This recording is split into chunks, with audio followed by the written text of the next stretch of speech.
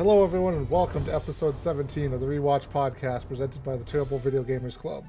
I'm your host, Tyler Schatz, fellow volunteer to follow Jon Snow north of the Wall.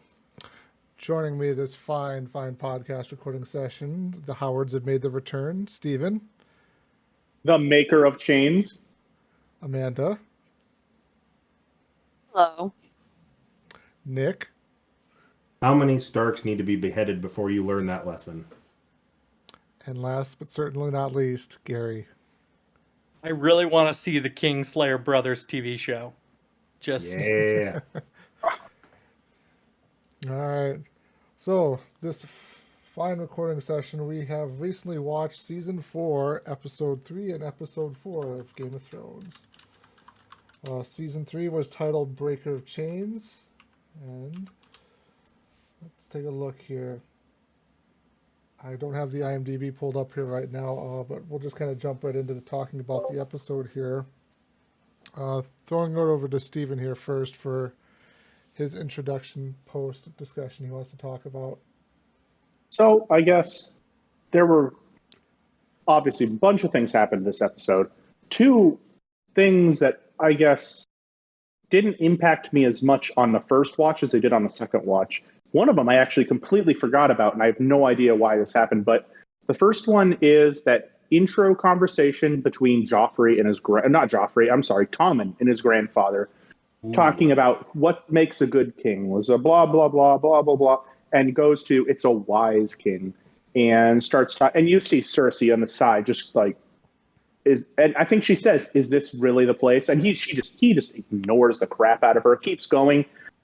And then even goes so far as to comment on our boy, Your boy Joffrey. Your boy sorry, Joffrey. your Steven's boy forgotten Joffrey. the name because he's already last year's news. He's dead. Why should I have to remember his name? But comments on him, your brother was neither wise nor good. And you just see the dead look in Cersei's eyes, just like, why? And that is just, I forgot about that scene. And I can't say that Tywin is wrong, just, wow. Maybe pick your places better. Maybe he's trying to show Cersei something. Maybe he's trying to prove something to Cersei. I don't really know if it's more show for her or what it is. I feel like it's a lot of just already playing puppet master to Tommen. I don't think he's trying. I think he would do the same thing if Cersei wasn't there. Like, to him, she's not there. Like you said, like, she's just like shot puppy face where she's like looking over it like, are you seriously already trying to brain warp the next king? You know, this is my boy here. My first son is dead. And Tywin's just going right into it. Like you said, he talks about a wise and just king, but he says a wise and just king listens to his advisors. Means him. Like, he's just right there telling him, you know, what makes a good king is you do what I say. Right? It's just, it's throwing it right there, right on top of, you know, just throwing the dirt on top of Joffrey's dead corpse as he lays right there in the sept. And yeah, Cersei's just like so distraught, and she can't even respond. She doesn't know what to say. Powerful scene. I think it's absolutely Tywin basically starting to plant the seed now here that he is the one in control of how everything goes there. I don't think he's going to let Cersei really get her hooks into him like she did with Joffrey, and then we all saw Joffrey turned out into, shorthand, your boy Joffrey. So it's basically Tywin laying the groundwork early of, okay, we are going to do this right with you as a young king here to try and get you ready to basically take over the realm here, and hopefully not be a sadistic monster like your older brother was. Yeah, I guess we're all kind of on the same page that he's definitely planting a seed. Also, I think he wants to ensure that he's not pushed aside, that his counsel is like, you know, in a very like, yeah, this is planting the seed of like, I'm here to make you a great king. Instead of saying I'm here to control, I'm here to make you a good king. And that's why I'm gonna, you know, be the puppet masters to make you a good king, not for my own self-interest. But you guys don't think that he's trying to impact Cersei at all. You don't think any of that is for Cersei's benefit. He doesn't give a shit about Cersei. Old news. I think he's also like using the emotional thing on Tommen, who's like, this is his brother lying in front of him, and he's like, look what happens if you don't listen to me, if you're not wise. Like, the two weren't exactly close, but at the same time, that shock factor was gonna do a lot more for that lesson to sink in. There's a lot of reference in this episode about how naive Tommen is. Like, we'll get to it too, but like even in the counterpoint to this scene is the one where Marjorie interacts with him too. And it's just like, oh, you sweet boy, you know, our little secret. And it's just all of this stuff. I guess, and so building off of that, my second point, and this is something that I completely forgot about, and I don't know how I forgot about this, because we have been building up to this point where I don't think any of us really look at Jaime as a bad guy per se anymore. He's come a long way, character development, come a long way as a person. And I'll be honest, 100%, and this goes to say what I thought of it, but he rapes Cersei right next to her dead son. And I mean, you could say all you want about, oh, it was their loving couple, blah, blah, blah. That's still definitely rape. And right next to your dead boy's corpse. I was shocked, absolutely shocked that I did not remember this. It blew me away. Okay. Disclaimer, not defendable action. Oh no. But I also think that Jaime has had a bad couple weeks since he got back. That he got turned down by his great love, and so obviously he doesn't know how to process his emotions. Anyway, Nick is giving me the like digging a hole and go to hell, you're going to hell motions. So who's ever next? It doesn't matter how bad a day you've had. That's not what's allowable. I think that what Gary's trying to say is, yes, we see where it's coming from, but no, Giant X, not cool.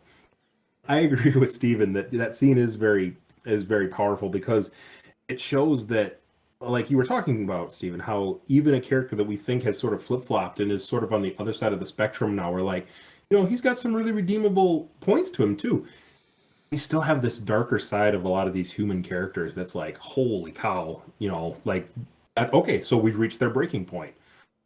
There have been several scenes of Jaime and Cersei up to this point where clearly something's not the way it was before. And for some people, that might be how they like it. But for Jaime, he's not okay with where they are now. And if he's not going to get it agreeably, clearly he's going to do what he can. Yeah, in that scene, that's rape. She's saying, I don't want this, not like this. Like, that's a no.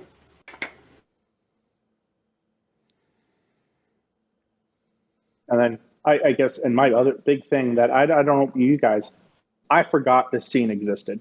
We all remember there was another scene, another violent scene coming up later on that garnered a lot of controversy. And I don't think this one garnered any controversy, if I remember correctly. I could be wrong on that. But is it because we don't like Cersei that is why we're just willing to let this kind of pass? It's the other person that this ends up happening to is more of a likable character, and it was a big deal. And I just, Tyler, what do you think? So to kind of join Gary somewhat in digging my own hole about this part here, my initial watchings of this scene were taken completely different of like, and this is completely the wrong way I took it. There was like, I didn't fully comprehend what was going on there other than Jaime was forcing himself upon her, but they were still kind of going at it, even though she kind of said no. Like, fully honest, my brain did not put that together at all until I had spent some time reading comments on there. It was like, reading comments on like Reddit and stuff like that. Like, oh, okay, it finally all clicked in my head here and stuff like that. And I definitely would probably say though too, you touched on a good point there, Stephen, of like probably us as the viewers here, we definitely react to it slightly different because it is Cersei. We, at this point in time, we don't like Cersei. She has proven herself to be a bad person, but also too, Nick said it here. This is still a no. This is still like, this is something that should not happen here. It's not acceptable. Yes. Going to Tyler said, is that if you're not paying attention, you might assume that this is just, it's still a passionate lovemaking, but they're having a dialogue of their sadnesses. But yes, if you pay more attention, it is not consensual. It is not okay. He's forcing himself upon her. And it's in a real weird spot and a weird setting into a crypt. But yes, anyway, Amanda. Totally agree. Not great. Interesting thing to point out though, like that we've started to like Jaime at this point. And so I wonder if that's another reason that we don't like Cersei, but we do like Jaime. So it's easy for people to just play it down. But at the same time, it's interesting that because we like Jaime, we're willing to wipe out other things that we've seen and heard from him. But I mean, the very first episode of the show, he pushes a child out the window. So we keep forgetting about that darker side of it, even though that's also more historically accurate. Like there's people out there who can do horrible things and come home and be completely loving family members. Mm-hmm. It's funny that also, and I don't know when their next conversation is, there doesn't seem to be any fucking consequences. Like, they seem to be, like, able to have another scene, either in this episode or the next episode, as if nothing happened. Like, and I think this is 100% not an acceptable way to interact romantically. But also for the showrunners, they did not add any consequences to this scene. That's a very good point. The interpersonal relationships didn't seem to change. Like, Cersei accepted that after the fact, which is not good. But not good on the showrunners for not giving Jaime any consequences. And the next time I think you see Jaime, he's being knightly and being the nice guy. So, definitely no consequences for him.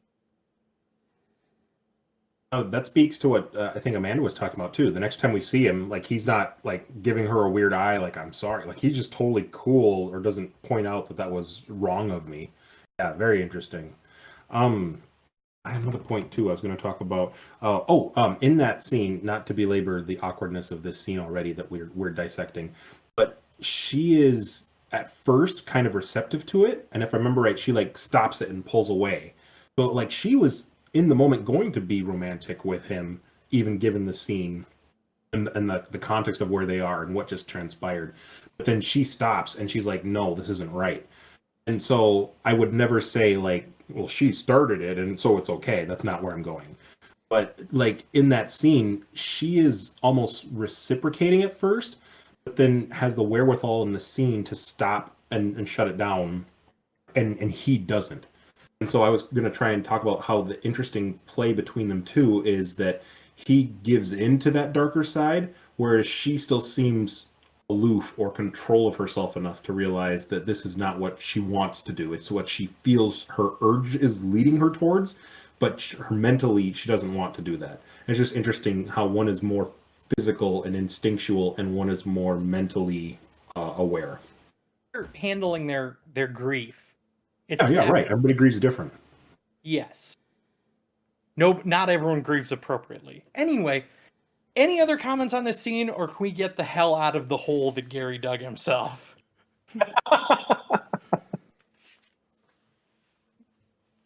Well, I will say those were the two. No, those were the two that I was looking at. Okay. Amanda, I'll throw it to you. Well, if we go check on Tyrion, He's, been arrested. But there's a rather touching scene between him and Podrick, I thought. Pod comes to him and they're talking, but Pod kind of like gives him a little information, but he also mentions that like he fesses up that basically someone came to ask him to testify against Tyrion. And I feel like Tyrion at the first is like, and what'd you say to him? Are you gonna do it? But Pod didn't tell them anything, and Pod for king. Steven's favorite character. But Pod refused to tell him, and Tyrion is like, you have to accept it. You cannot do this. I will not walk to my grave seeing you there first. You have to do this. That's an order. Get out of here. This is fair. And then he says at the very end, which just makes you tear up a little bit, Pod, there's never lived a more loyal squire. Tugging My at boy. the heartstrings. I feel Go ahead. like in that scene, Tyrion completely accepted that, like, he believed that Pod could have and should have, like, threw him under the bus, but that Pod, being a slightly honest person, would have at least told him, like, just so you know, I'm the one who threw you under the bus. Nick's giving hand signals. I think Tyrion would have completely accepted it. Like, because Pod was at least man enough to go to him and, admit that someone would talk to him and, well, what did you say? Well, I hadn't decided yet. So he phrased the question originally, and maybe it's just how the dialogue is written, that originally you thought that maybe Tyrion was going to tell Pod to say yes or no. And he said, oh, I already said no. But anyway. I don't know. I had some comments on this scene as well. It's such a solid scene. I have to admit, my recollection about when I first watched this show, I wasn't really focused on Pod. Like, he was just sort of a supplemental character in the auxiliary. But Steven keeps talking about Pod for King, like rewatching these scenes, kind of focusing on these supplemental characters.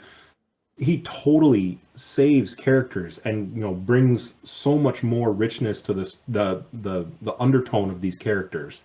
Tyrion is sullen and he's stuck in his cell, and Pod gives so much exposition in that scene too, and it is totally heartwarming. You see how much respect he has for him in that final line about his loyalty and how kind he is, and how maybe naive because he doesn't realize like his life may be in danger, but how solid he is as a character as well.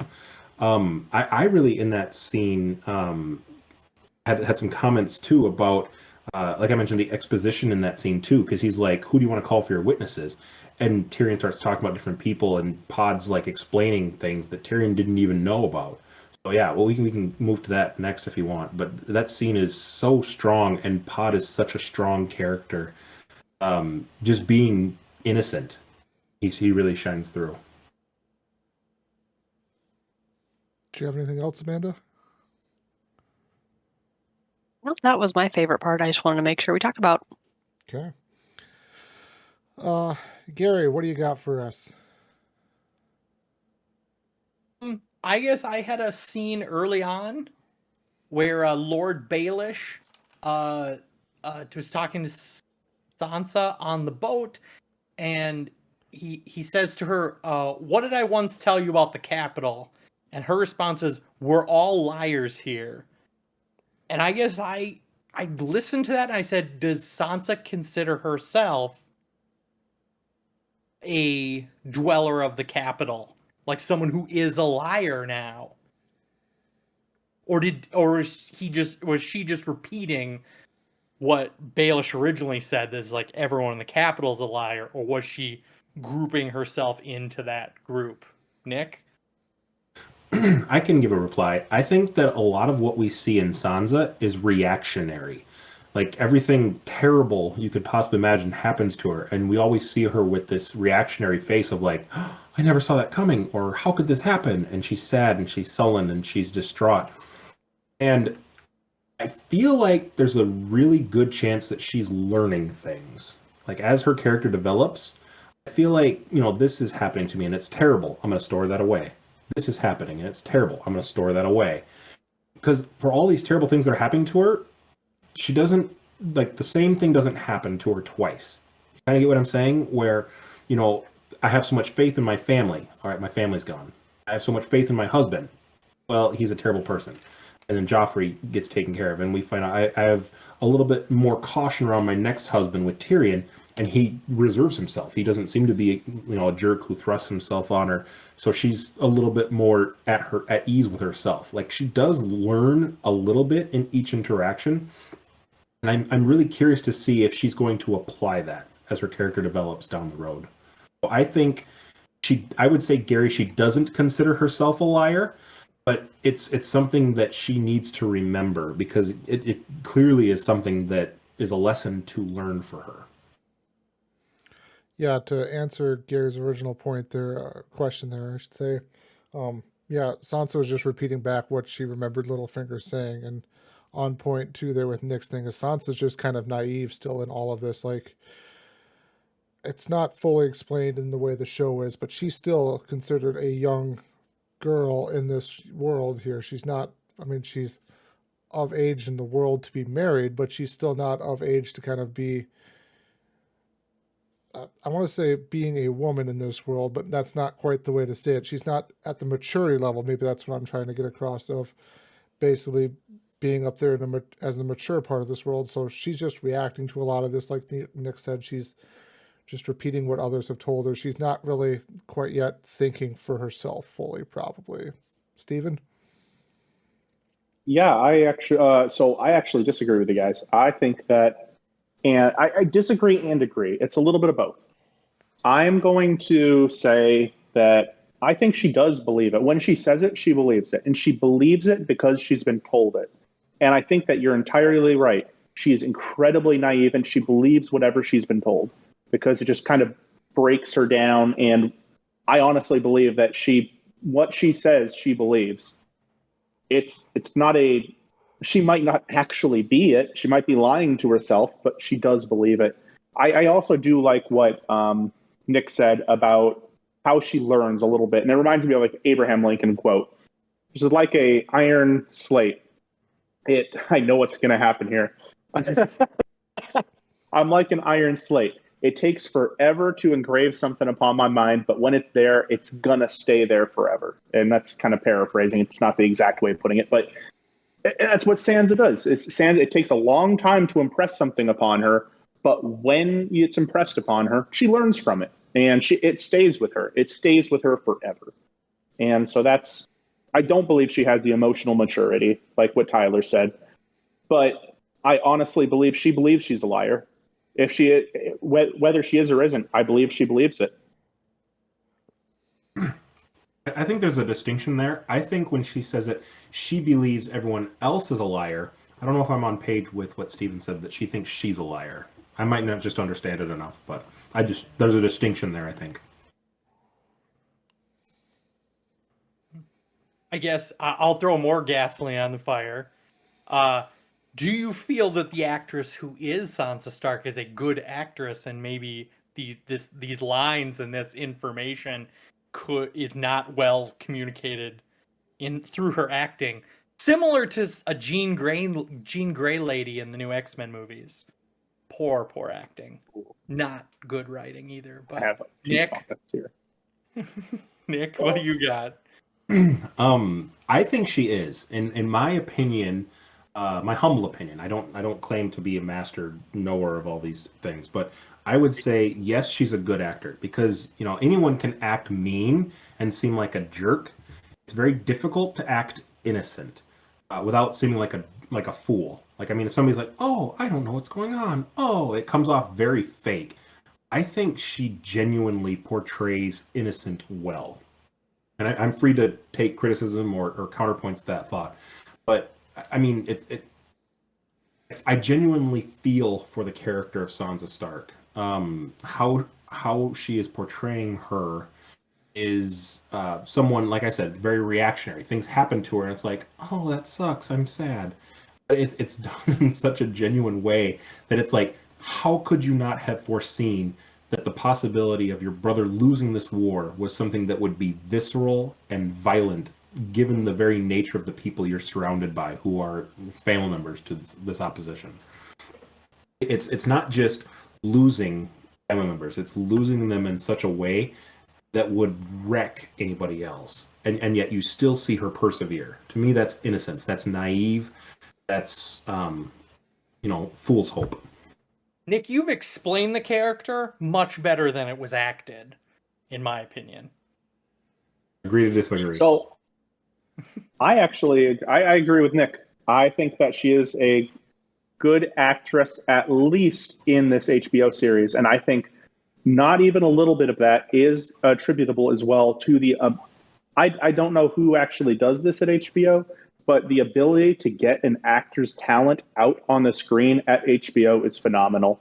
There are actors and actresses who play on HBO series, on HBO movies, who are phenomenal and go on to flop in other roles. And there's somebody about that talent screening, the ability to get that talent out on film that is at HBO. And to that point, I think that the person who plays Sansa, whose name I forget right now, does a very good job at portraying who she's supposed to portray. And that's a broken young girl who has nothing to, believes that she is just at the whim of all the fates of Earth. She has no, I guess, strength of character because that's who she is at that point in time. And I think that the person who plays Sansa is doing that very well. I think it's Sophie Turner. Is that right? Correct. I wanted to give credit where it was. I couldn't think of it in my. Disagree. I just think that I just believe that. I just don't believe that all the depth of the character is really shown, or maybe it's just poorly written. But it just seems like it's very blah when she's on the screen. I don't know, Nick. You touched on a point there. Sophie Turner, yes, to give credit where credit is due. A phenomenal actor in this series. I don't know her from any other things, to my discredit. The thing you just mentioned, Gary, is she doesn't have much depth, or doesn't seem like there's a lot there. I think that beguiles the point I was originally going to say. She's just sort of absorbing everything and tucking it away for something else. She seems very flat, innocent on the surface. I think there's more there. She's just oh, well, I can't believe that happened, but it's a hard learned lesson. And sometimes people take hard learned lessons to heart, and you don't see the fruits of those vicious sensitivities until the opportune moment. Nick, we can agree to disagree. And if I find a good example in later seasons, if she survives, I will rub it in your face. Because I think that all this bullshit about growing and learning and whatever, it's not at all shown. It's just the same whiny fucking character from. Wait, Gary, are you telling me that some of the characters on Game of Thrones don't have a necessarily linear path to where they are going towards the end of this series and somehow go for loops? I would never say that. I believe, yeah, you'd never. He's a boring character to Gary compared to his hero. Right? Boy, that's what Gary. Oh, that's why you're so salty. Your hero died. I get it now. Oh, Gary, I'm we're here for you in your time of sorrow. I was really quick, and then I'll shut up because I've talked way too much already in this podcast. My quote has been met. The counterpoint to this character, we're discussing Sansa right now. Not a direct correlation, but Daenerys. Now, if you want to talk about someone who seems very flat on the level, Daenerys does not portray innocent well, in my mind. Yeah, I'm kind of at the whims of Khal Drogo and my brother Viserys, and now I'm sort of stepping into my own as who I am. But even in their interactions, we're in season 4 now, Daenerys doesn't have a lot of depth to her character, right? I mean, what are her goals? I want to take over the Iron Throne, and we're 4 seasons in. I want to rule, or I want to be a good queen. And she's just kind of nomadically walking around Slaver's Bay. I don't really think that there's a lot of depth to her yet. I think that, each of these characters do, not just to disagree with Gary, but kind of to disagree with Gary. I think that they do have an arc of growth. But like, if you want to talk about somebody who seems very like stale almost to me in these seasons, again, rewatching it, I have the perspective of foresight, knowing what's going on. But in these seasons, I'm rewatching with a fresh pair of eyes again. I think that there's a difference there that I didn't see at first. And Daenerys does have hopes, aspirations, but not clear goals. And so I would say if you're looking for a character who's flatter, I would say Daenerys more so than Sansa. I'm going to agree with Nick, and I know everyone knows I do not like Daenerys, but I think one of the things the character of Daenerys is she is very one-dimensional. I don't believe she really has like Nick said, a little bit of depth to her. She has one thing that she has always been looking to do, and I get that you have to have that one end goal, and that's to retake your lands and stuff like that. She doesn't learn. She doesn't grow. She doesn't evolve. She gets dragons, and that's it.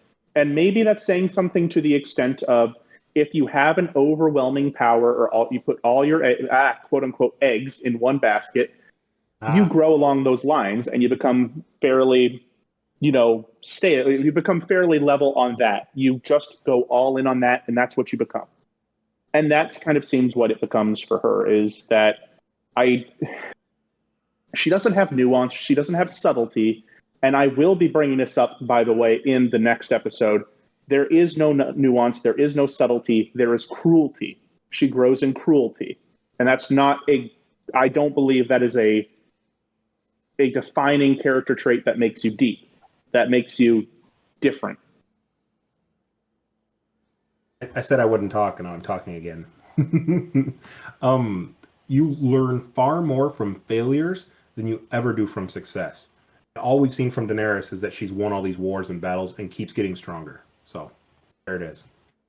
Well, isn't that though then a credit to where Daenerys and Sansa are on two completely different paths here? Then Sansa is slowly growing and learning as she learns, as we learn here. She learns from her time spent with Cersei. She's learned from her time spent with Tyrion. She's learning from her time spent with Littlefinger. So her path of growth is kind of more gradual. Right now, yes, Daenerys, other than the initial failure she had with her marriage to Khal Drogo ended, thus the Dothraki horde that she was with split up and went all sorts of separate directions away from her.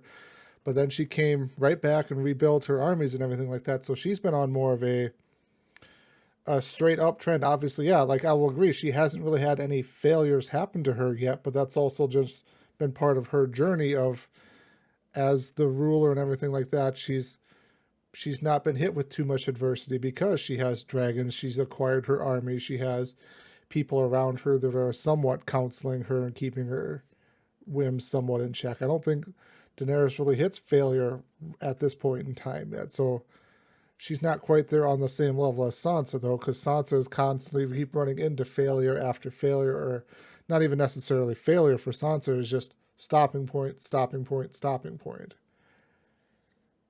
Sansa has no room for success, whereas Daenerys is, I think, going on and not trying to move too far forward, is I feel like you see the evolution of Daenerys going from being a victim to being kind of gaining her own self-esteem, and then gaining followers because she's an inspiration.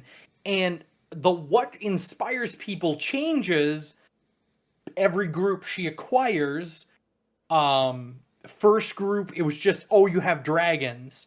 And the second group was that she didn't want to see all the Unsullied be slaves, and was very torn up about the very effed up story of how they get to be Unsullied. And she's like, I don't have, this is baloney.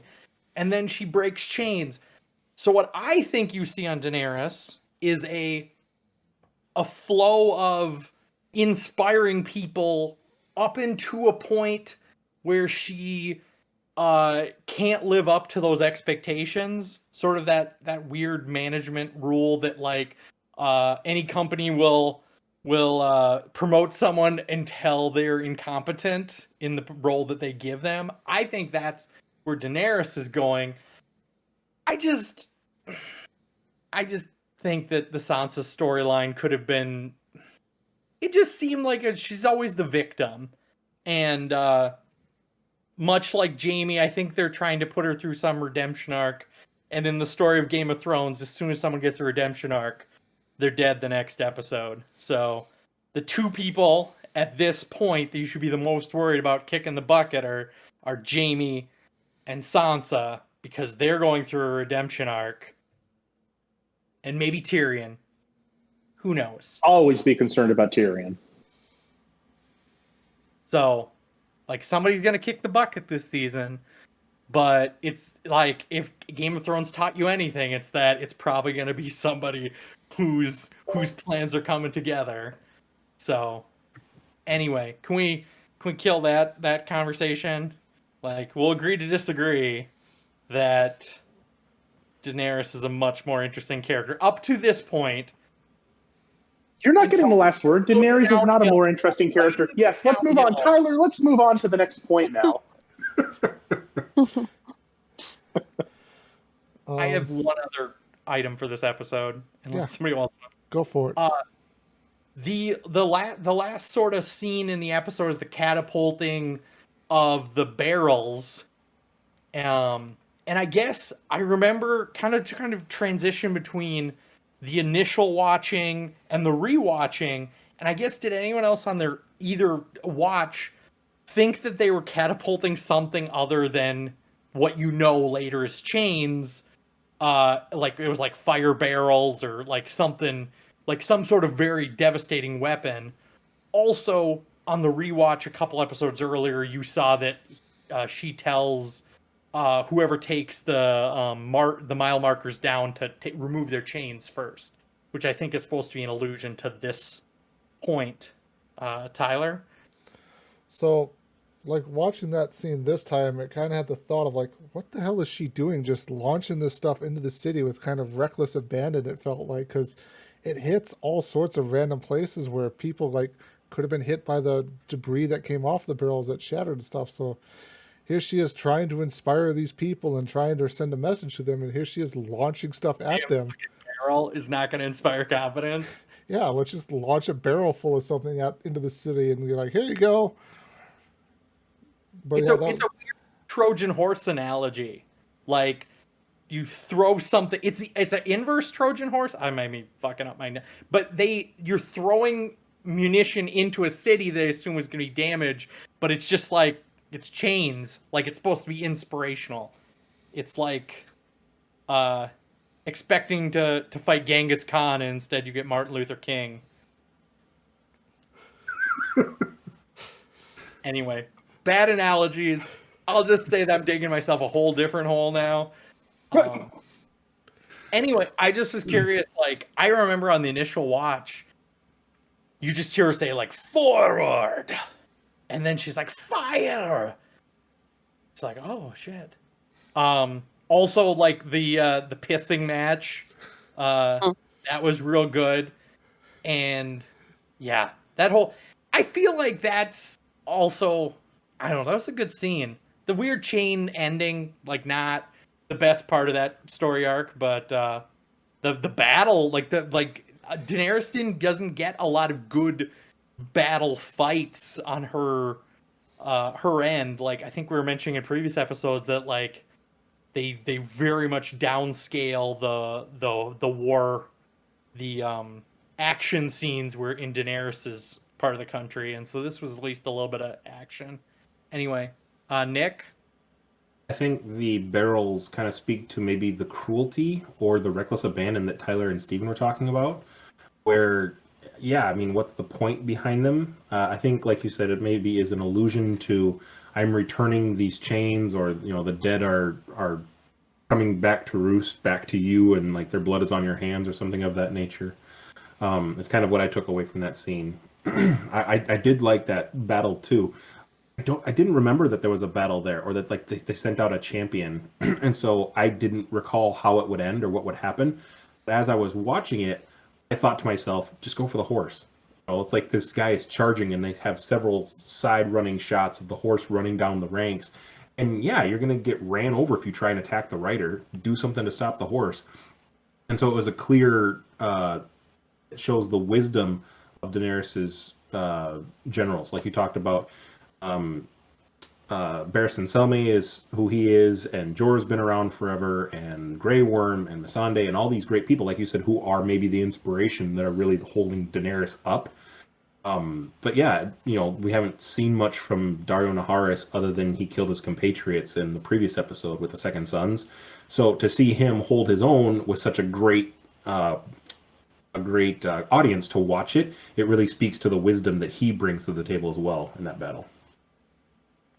Say, like, I think that, yeah, they're trying to build up Daario as a more interesting character. Also, I'm going to have to defer to somebody else. I'm pretty sure in most historical battles, if you were to ride a horse out, you'd have some sort of armor on the horse. Like, you'd have some sort of... I feel like you'd defend the horse a little better. Especially if you're a champion. If you're a champion, you'd probably have, like, lots of silks on your horse. It'd be very well groomed. Like, I wouldn't think it'd be some horse that can easily be stabbed. Like, I feel like if you loved your horse, you'd take care of it a little better. Anyway, Depends on where and when. Right. And how much money you have. I bet plate armor for horses is crazy.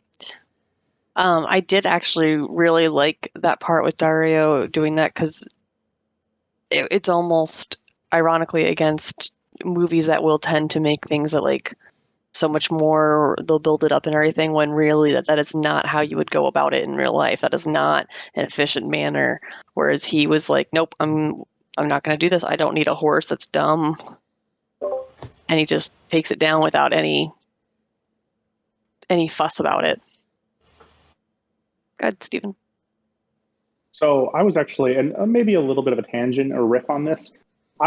When you're talking about how smart Dany's generals are and how competent her advisors are, that actually struck me as something I haven't really considered too much before, and how she does have a lot of really competent people surrounding her.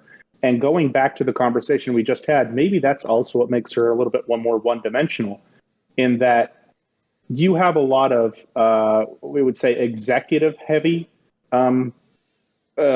groups in the Westeros, with the king having to be absolutely dynamic to control that. With Dany, she doesn't need to be dynamic. She doesn't need to extend her knowledge to a whole bunch of different reigns, because she has so many fantastic advisors to do that for her. There's no reason for her to grow in those ways. And I wonder if that maybe stunts her growth or stunts her character development, or if that's just a good leader being able to choose good advisors, which that is a fantastic mark of a good leader, is the ability to choose good advisors. So, sorry, that was just a little bit of a riff on what you were talking about.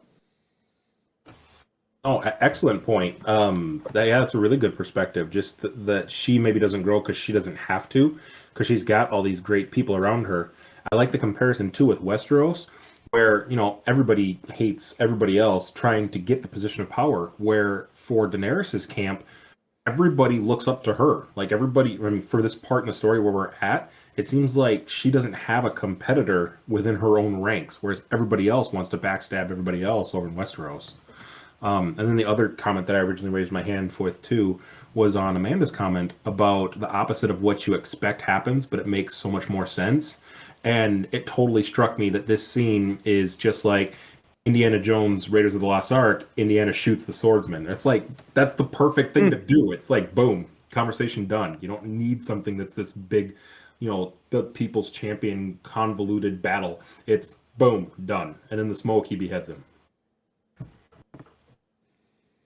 Also going to say on the as the sort of the setup of the scene has a lot of, I'm sure, to a lot more relevance to historical things, but also the movie Troy with Brad Pitt, like where you see all the people up top, and then they send out the king's son, and the king's son gets shit rocked by Brad Pitt, and then Hector. People don't need names in movies. But anyway, that's just all I had. And that is my last bullet point for this episode. So we can go to the next person. Holy cow. I think, Nick, did you have anything? We've touched on a lot of them, so I won't belabor it too much. But I commented about Tyrion and Pod talking in that one scene in the jail cells, and how Pod gives exposition to the scene that we know as audience members, but Tyrion doesn't know. He mentions Bronn, and everyone's like, because obviously he's his best friend, and everyone's like, no, you can't see Bronn. He says, my wife will vouch for me. And he doesn't even bat an eye about it. He's like, Sansa will be there. And for him to hear that she's already gone, no one has seen her, you can see the concern in his face, probably for a lot of the reasons we've already been talking about, that she's seen as someone who's maybe one-dimensional or maybe overly naive. Or is she already in trouble? Has she been kidnapped, or is she just gone? And both of them obviously point out that that makes her look guilty. I had a question for you all about that interaction with Tyrion hearing that. Do you think Tyrion suspects Sansa? He says no, but she's gone. Like, what do you think he's worried about for her? Her safety, or that she's found, and worse, maybe she was complicit? I think multiple people in this episode and the next episode point out that she has the most reason to hate Joffrey of anyone, but they still don't think she did it. I guess my quick point, and I'll let the other people answer Nick's question, was that he not only did he not know that Sansa was missing, but he thought that Sansa would come to his aid, like somebody who he knows Sansa doesn't like him. And it's well known that, like, she was given away for very much lands and titles, but he still thinks of her as the one person who'd go to bat for him, that, like, he would not do this. Like, so anyway, that's all I had. Amanda? Tyrion does say, like, no, Sansa, she wouldn't do this. But yeah, I do think that there has to be that little bit of doubt somewhere in there. Like, you might know somebody and be like, no, they wouldn't do this. But at the same part, there's going to be a corner of your mind that's going, well, they could have done it. Mm-hmm. No, they didn't do it. There's no way. But there's still this one little fact that doesn't make sense. Where are they? So I feel like there's a teensy part of them that has to wonder, and it keeps getting shot down by the other part that goes, there's no way, we know her. But again, where is she? And yet, Gary's got a good point too, that, like, it is interesting that, like, on knowing her, this short time, knowing everything it does, he's still like, she would definitely help me. And so that's actually interesting to note, especially for the future. Mm-hmm. Absolutely. And then the other point I was going to mention too was also in the cells. Is Tyrion visited by his brother in this one, or is that the next episode? Fair enough. I'll talk about that when we get there. Is that everything for you then? Yeah, that was it. We talked on everything else. All right, so I wanted to touch on a couple of small things here. We don't have to talk about this, but I thought it was kind of interesting. The scene with the Hound and Arya making their way to that little farmhouse there. And just listening to the guy talk about the events of the Red Wedding and stuff like that, you can definitely hear there's definitely hatred in the North and the Riverlands for what Walder Frey did there. He even said, like, or what did exactly, I don't remember exactly how he said it, but Walder Frey basically betrayed the laws of Guest rights? guest rights. There you go. Yep. Thank you. And then also, though, shortly after that, the Hound betrays the farmer guy there, basically takes his gold from him, which is kind of interesting. And Arya sits there and yells at him, and the Hound tries to explain, I've seen terrible people in this world and stuff. I know what it's like. You don't. Nick? Yeah, I mean, again, one-dimensional characters. I think that the Hound caring for Arya is something new, or at least for her well-being enough till he gets paid. what that looks like. But yeah, he's still, as Arya said, the worst kind of person, and he's just like he punches the old man and steals his silver when clearly they don't have it. To the Hound's credit, they're not maybe going to live long, but still, that's the caring for humanity and compassion that the Hound just does not have.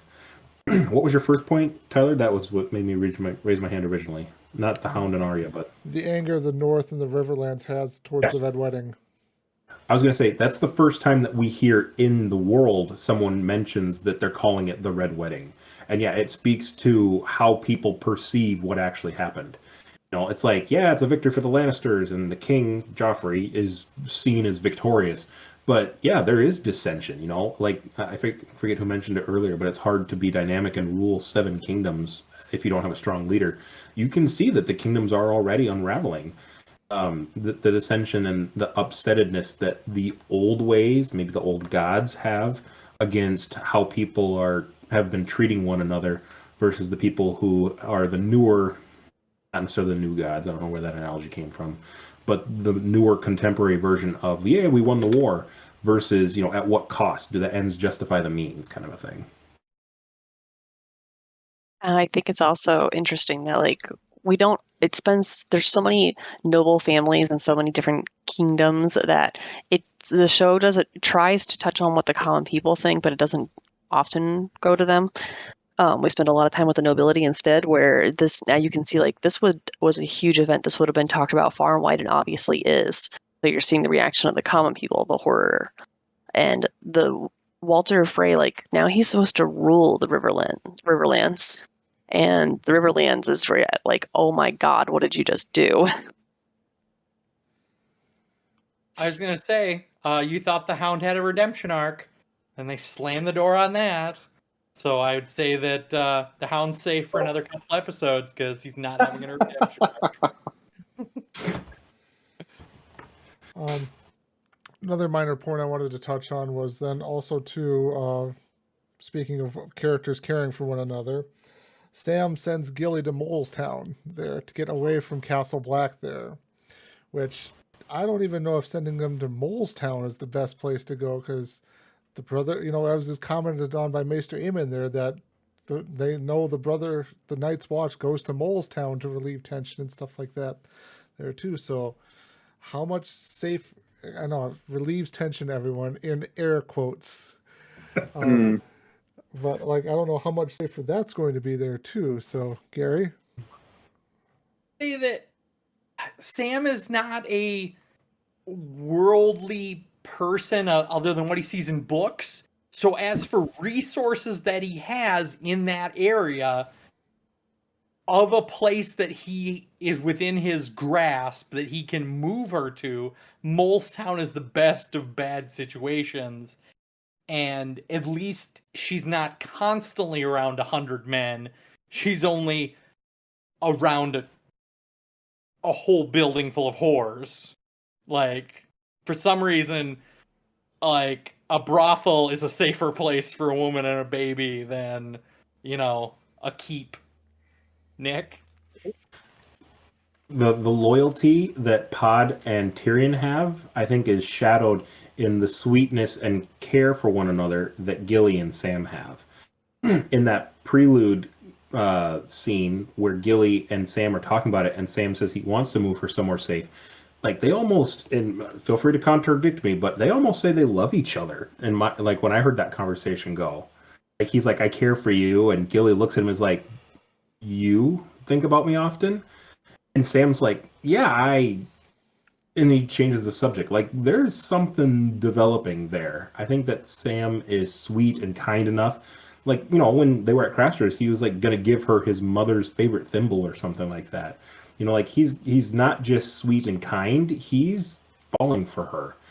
And I don't know if she understands it enough, just coming from her background, but I think that she has something for him too. So that scene to me is such a sweet, touching moment because it really shows that Sam does care for her and wants her safe. Not just in a sense that she's around tomorrow, but maybe long term that she's around for him tomorrow.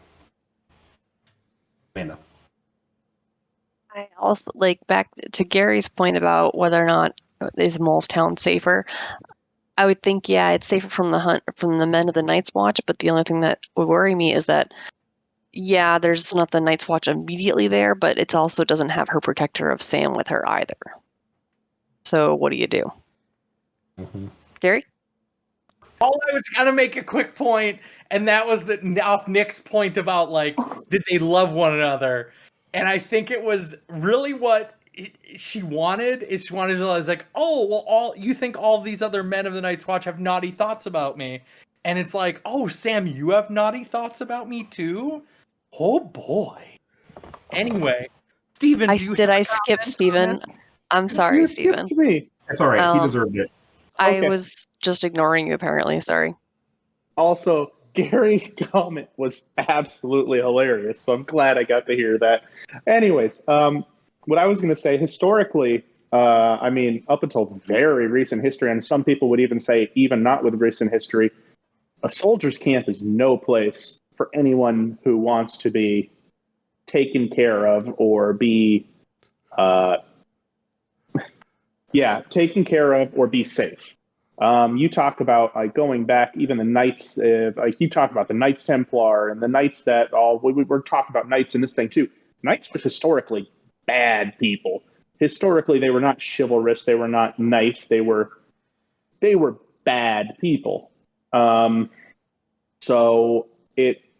I do think getting Gilly out of there is the number one concern and good, even if it's to a camp followers. Right?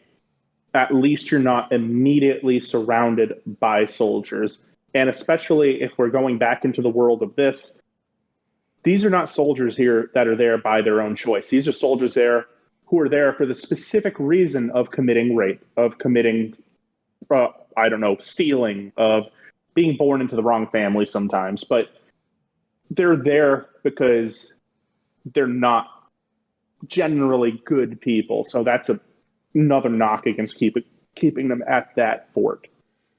I agree. The only thing is, though, like, Gilly's not just a woman to them. She's a wildling, which puts her in another degree of danger.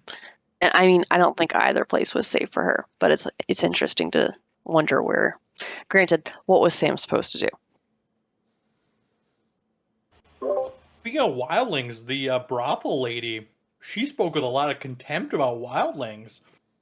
You're not a wildling, are ya?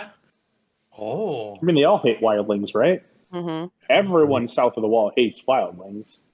It's not. Anyway, Not I out just of thought it was common. interesting when you mentioned like how much the Night's Watch hate wildlings. Is just like the brothel. Well, and also the brothel probably sees some latter conversations in this episode about what the wildlings can represent at their worst, and that's the only stories they're ever told. So, anyway.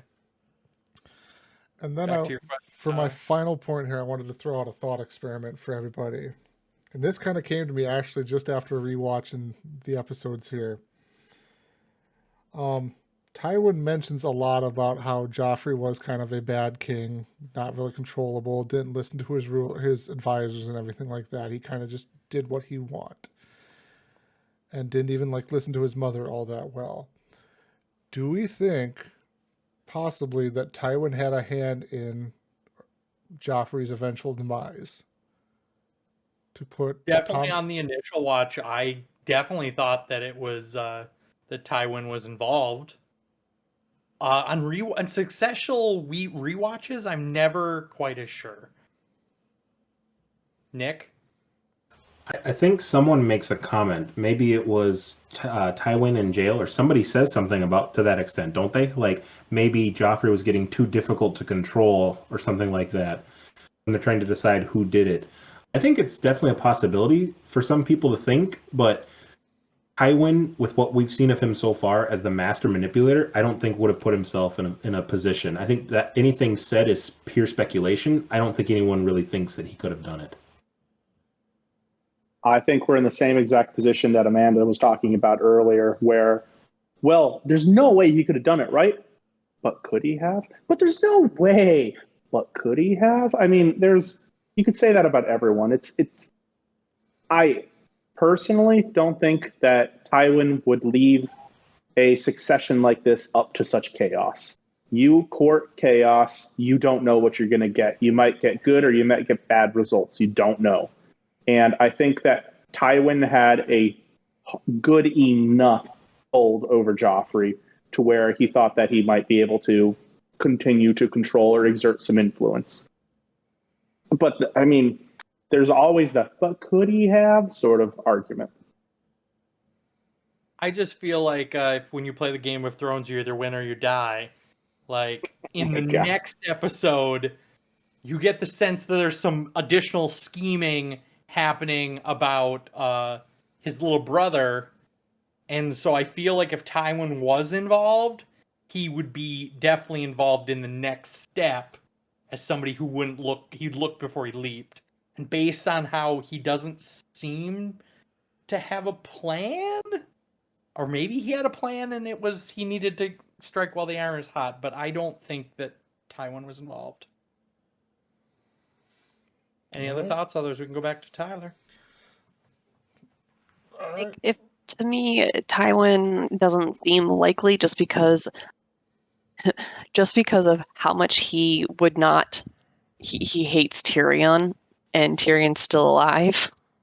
Well, that's However, I don't. I also can't see Tywin, if it's going to happen, being like, oh, well, I'm not going to stop it per se.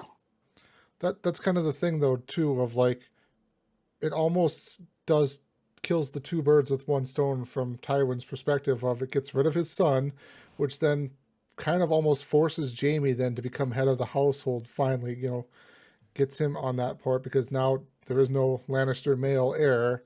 And then two, it gets rid of Joffrey, who is the uncontrollable kind of, king that they've seen so far. Yes, Tywin had some control over him, it felt like, but I would imagine that would probably only degrade as Joffrey got older and older and actually assumed more and more power that the king would have of controlling the kingdom.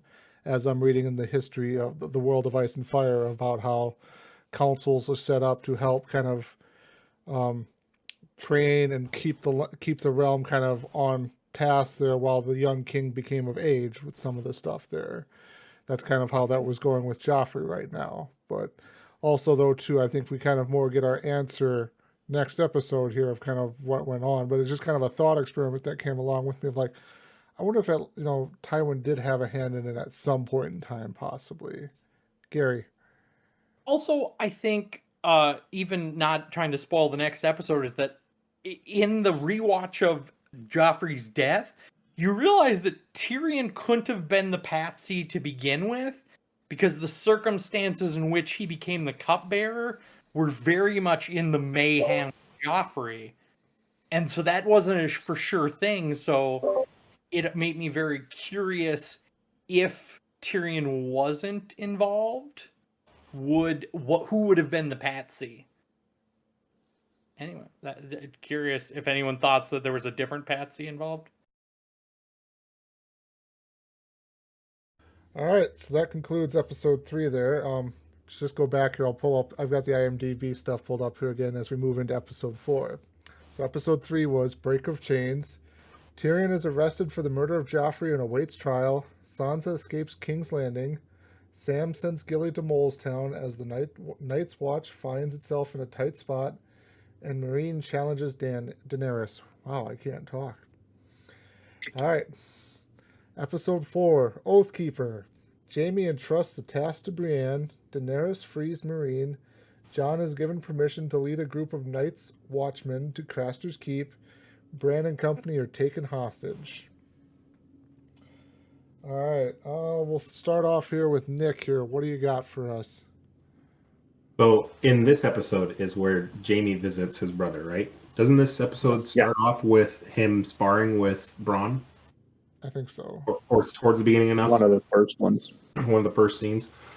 Again, just, I love the character of Bronn because he just does not give a crap about what any highborn person thinks about him.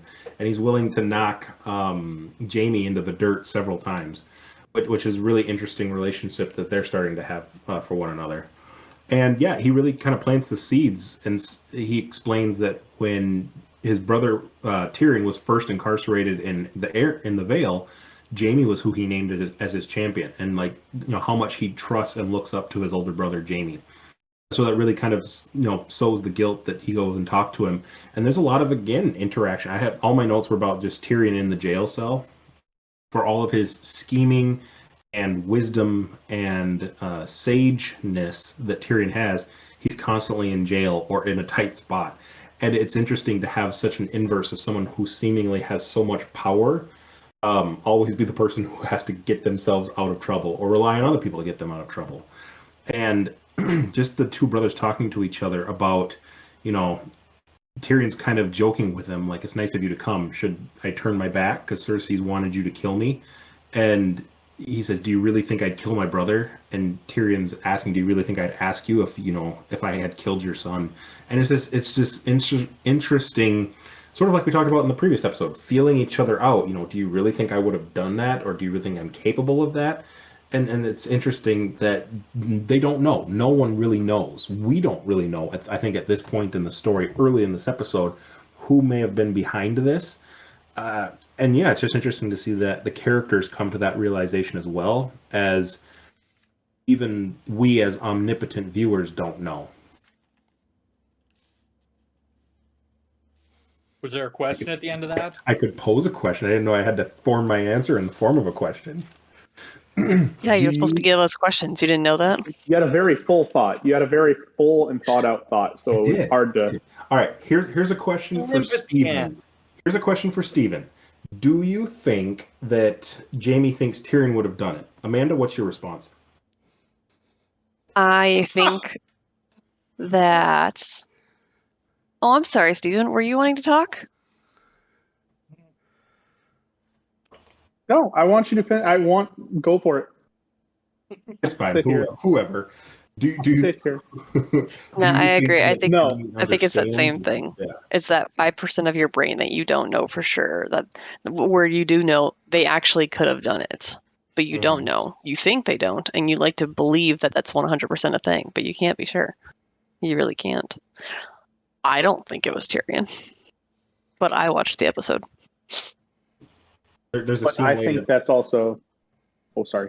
Right. I was just gonna say there's a scene later that I don't want to steal from, but Littlefinger says a person without motive is a person no one suspects. And yeah, that's the whole premise there. Is the whole scene before Joffrey died was Joffrey pouring wine on his uncle and telling me he was cupbearer and asking him to kneel at his wedding. So yeah, that's a lot of motive. Well, I think that's also why, and what you alluded to, them feeling each other out, having that conversation one-on-one with each other, because you're going to have those small 5% doubts. And then you talk to them and you're like, no, well, I don't even know what I was thinking. No, that's not a thing. And I think that's what they get out right there. I gave up my point. I was just going to say that I think in a previous episode, I think it's in season 1, right after a kid gets pushed out a window, there's an interaction between Tyrion and Jaime about, you wound me, that like I will do anything for my family. Like, so they've had interactions earlier on in the season where, like, obviously Tyrion, as much as he like doesn't like Joffrey, like, he would just never do that because he understands that that is still his brother's son. Not necessarily that it is his sister's son, but it's definitely his brother's son, that he would never do that to his brother. If it was Robert Baratheon's son, that kid didn't stand a chance. Baratheon, air quotes. Black of hair. You got more, Nick? You got any other points? That was the first point that I had, and then the second point I had was something later in the season. So we'll get to that point. I want to hear what the rest of you have first. All right, go for I it. don't want to jump too far ahead. What? I just there was a quick scene, I think it might have been the opener of the episode, between Grey Worm and Nisande. Yeah. Where they kind of sort of try to dig into Grey Worm's past, and I think it sort of leans into what becomes kind of an interesting friendship between those two, where they both grew up as slaves, but Nisande really wants to know more about Grey Worm, and wants to be better friends. Did anyone else see anything else there? Like, I think it was definitely trying to make those characters a little, as you said in the last episode, that like everyone around Daenerys is much more well fleshed out than Daenerys. It's fleshing those two characters out a little better. Tyler? Yeah, that's exactly what it is. There's basically fleshing out the backgrounds of two side characters of the story to try and make them a larger part of the grand story. Somebody that you kind of understand who they are and where they're coming from. Okay. The next point I had is obviously Daenerys makes a choice about, you know, pinning up, I don't remember how many people it was, 100 and some? 163. 163. Nick's throwing gang signs up in front of the screen to try to make 163. And so my question to the group is, do you think Daenerys should have shown mercy or maybe found a different plan? Before you answer that, I think Steven has a point. No, I just wanted to be the first one to comment. On your love for Daenerys? Oh, this was going to be my point. If someone didn't bring it up before me, this was my point. And I think that we talked a little bit before, and I said that I was going to talk about how Daenerys doesn't grow in character, she grows in cruelty. And this is what it is. She grows in cruelty. She literally, I mean, obviously she doesn't actually crucify it because people would have thrown a fit if you did some like Christian stuff in a movie like that. If you parodied Christian stuff in a movie, I should say like this, but she crucified them. Let's not change that. She crucified 163 people and she sees that as justice for slain slave children. She inspired a slave uprising. Anyone, I'm sorry, boo history.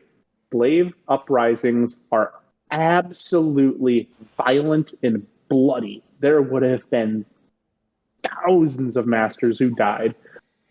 So to crucify an additional 163 and going, look at, they pay for everyone's sins because they get crucified. Like that's torture, straight in that. I mean, and again, just it's growth in cruelty is what she grows in. She grows in cruelty. Nick, I don't agree, but I'll let Nick take the first counterpoint. I was just going to comment that Steven said it accurately. Her line is, "I will answer injustice with justice." And that's the whole point of the premise that Steven is making, I believe, is what defines justice? Who gets to define what that justice looks like? So to her, yeah, it comes off as cruelty. It seems just because, you know, we're stuck with the vision of mutilated children or slaves, slavery.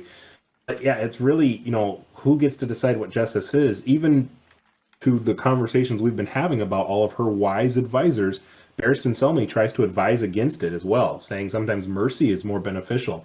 And she strays from these great advisors we've been praising, and in her own leadership style decides to do something herself. So maybe that comes home to roost. I mean, obviously, answering justice with injustice. That's because Batman isn't in this world. But I will say, you were talking in the previous episode how Sansa learns from the people around her. If you put that same bullshit on Dany, the people that she learns from are her brother, who's a cruel son of a bitch who sells off his own blood to the Dothraki. How many seasons he's been dead for? And then her most trusted advisor, who as the audience you realize once like was in a plot to try to murder her, but had a change of heart. Her other advisor, who is the Kingsguard for her father and the Usurpa, like she's trying to learn from these other people, and she's got Dario Moblaris and. Oh my God, this is going well. This is going so well. Anyway, but all right, I think that she's just given the tools that she has, and in a world that all she's grown up with is the Unsullied, who were around slavers who cut off their dicks and made them murder children. Like, she thinks this is a just, like, start with that as your moral compass, Nick. Imagine that you just freed people with no dicks and had to murder a child in order to get their promotion. Like hanging some freaking slave masters on some trees doesn't seem that crazy in that sort of world. Steven, I think I can dig a little deeper. I'll let Steven. I'm just okay. So you're right. Her brother's been dead for a while, and yes, she learned a little bit of cruelty from him. But what she also learned is specifically that she should not be like him. That's why that's why her husband poured a pot of boiling freaking gold on his head to give him a crown. She learns from these other advisors. These other advisors, regardless of what their pasts are, that they have not revealed to Dany, by the way, regardless of what their pasts are, they are advising her a different way. They are advising her in a merciful route, and she's ignoring those advisors. She's not learning from her advisors. She's ignoring her advisors. And I think Nick made a very good point that we were talking before about how brilliant her advisors are, and maybe that's one of the reasons she doesn't have to grow as a character. She's now, like Nick said, ignoring those advisors. And we will see what happens when she ignores her advisors. What's the end goal when she stops listening to the smart people in the room and starts trying to go on what she thinks is the right route? The advisors only exist as a counterpoint that there was another choice. The advisors were the point. If they had the point, another advisor similar to the King's Council had said like you should murder like the young Targaryen babe, like before she can become a usurper. If she had someone like that around her, nobody would have questioned it. But because it came out of her own head, I don't know. No, I disagree. If boy Joffrey is gone, I'm gonna start rooting for Daenerys being a much more fleshed out character than anyone gives credit for. Steven, I'll throw it back to you. I've been one last comment. My last comment on this is the damning evidence that after his boy Joffrey died, he switched to his girl Dany. There should be no better evidence at how bad and horrible a character Dany is. And I'll leave it there. But my new favorite word is usurpa. Usurpa. I mispronounce it? Usurper. Just a little bit. It's close enough. It's my new favorite word, now, Gary. Usurper with an R. That and Richard Stark. Usurpa? Carl Stark. Carl Stark. What? Usurpa. Anyway, things that don't matter for 500, and we can move on. Tyler, do you have any opinions on the grave I dug for whether or not Dany had a better choice or should have shown mercy? I mean, I'm going to let you keep digging your own grave here, Gary. I already joined you once tonight with that, but really there, like, this kind of goes into the way they played Dany up for the TV viewing audience where, you know, slavers bad, let's murder slavers, you know, they're terrible people and stuff like that. That's the way Dany's kind of played up for the TV audience there too. She wants to answer the injustice of murdering these slaves and having these slaves with the justice. That's also kind of the way we think about it too, the justice of the real world, that slavery is bad. I mean, obviously, murdering a bunch of slave masters and stuff like that is not really the way we think about going about it nowadays. They should at least be tried, convicted, and sentenced to jail. But medieval feudal world there, the next best thing to locking people in jail is just killing them. Is this maybe there are better ways to kill them? Is this maybe the opposite of the redemption arcs elsewhere in the show, and this is sort of the like where corrosion arc? What was the word? corrosion. I'm going to say it's the corrosion arc. She's acidic. Her acidic Her arm. pH balance is off. I love it. Yeah, I think you're sort of cheering for her because she's, trying to fight slavery, but the way in which she does it just doesn't really sit right. But I don't know. It definitely raised some questions on the initial watch and a rewatch of like, oh, well, this was a little extreme. I think on the initial watch, obviously I have no soul.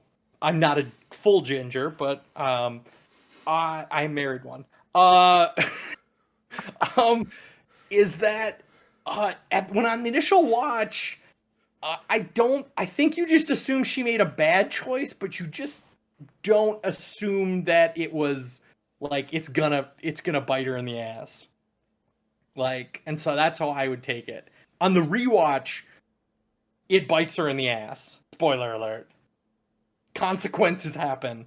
But anyway, I don't know, Nick or Steven, on the initial watch that you watched this many, many moons ago, did you foresee that this was going to bite her in the ass, or do you just see that it was of a multiple choice question, this was not the best answer?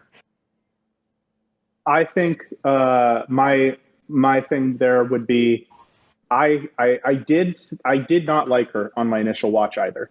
And I did think that she was growing in a wrong way. I'm not going to pretend like I assumed that this would really bite her in the butt. I didn't.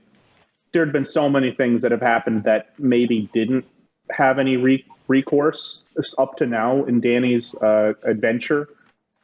I definitely would say I was very uncomfortable when I saw her crucifying people. I was very. I thought it was the wrong choice. I can't say that I thought it would really have consequences, though.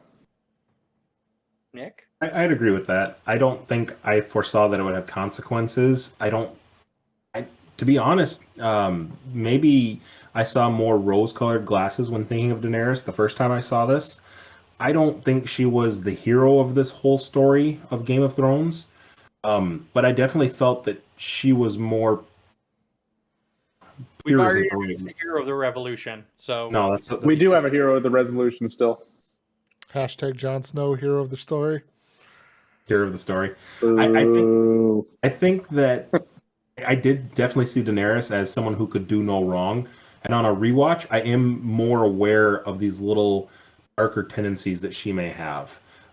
Either, again, having read the history of the world of Ice and Snow too, as something that more Targaryens have darker tendencies, or that there's more a pretense of things that they do, not just that are bad, but like Steven keeps saying the word cruel. And so I'm more aware of some of these things maybe earlier on that I just saw as, Dany's doing the right thing, getting rid of slavery. But now, like on a second rewatch, it's more of like, I don't know, is that the right choice? And maybe sort of hemming and hawing a little bit on it more so. Any other thoughts on that? Otherwise, my next point that I already got kind of covered was the Kingslayer brothers, which I guess on an initial watch, I don't know if that joke landed quite as well as it did on a rewatch. That like I agree. you sort of understand that like Jaime owns that so much, and I think it's either earlier, I think it's late in this episode, where he owns it enough that he literally writes in the Kingsguard book that like that is his history. Is it this episode? It's the previous episode. It's not Jaime who writes that. It would be whoever the Lord Commander of the Kingsguard before him. So it's Sir Barristan Selmy would have wrote that in there. I think Jaime wrote that because Jaime is now the leader of the Kingsguard. Yeah, after Barristan Selmy left. Yeah, every member who joins the Kingsguard has his history basically written in there by the commander of the King's Watch, or the Kingsguard there. Sir Barristan Selmy was the Lord Commander of the Kingsguard when Jaime joined originally, so he would have written the information in there for Jaime's great deeds. That is that Jaime added that in there, but maybe not Nick. In that blip when they read that little passage, and again, Joffrey read it too, remember in a previous episode, they say that Jaime won his spurs at 6 and 10, and in that tourney is when Aerys the Mad King named him to the Kingsguard as sort of a stick it to you to Tywin Lannister. And so at 16 years old, Jaime would have been in the Kingsguard and soon thereafter would have become the Kingslayer. So he wouldn't have written it about himself at 17, 18. Because clearly Jaime now, as the new King's Lord Commander of the Kingsguard, is the older version of himself where he said, it's my duty to write in this book now about other members. I don't think he would have written it about himself. I mean, he doesn't really even like the moniker Kingslayer. It's just something that everybody else called him. Like whenever he's bringing it up to Brienne, he sort of detests it because nobody understands that he saved 500,000 people. Also, I think because Tyrion understands that his brother really doesn't like that moniker, and that it is truly like he feels similar to Tyrion, that he got accused of a murder that he didn't commit or that he shouldn't have been blamed for. Like, he murdered somebody for the greater good. And I think Tyrion, kind of brings some levity to that situation and be like, haha, we're the Kingslayer brothers, because I think maybe it's a realization that he has taken on this moniker that his brother never wanted of killing a king, and now Tyrion owns it, even if he's proven innocent, he will never ever be able to get out of this shadow that he was very strongly accused of killing a king. So, any other thoughts on that? Otherwise, my next fun is with Lord Baelish. Lord Baelish. Is he Scottish now? I was thinking of my Sean. Lord Baelish. Lord Baelish.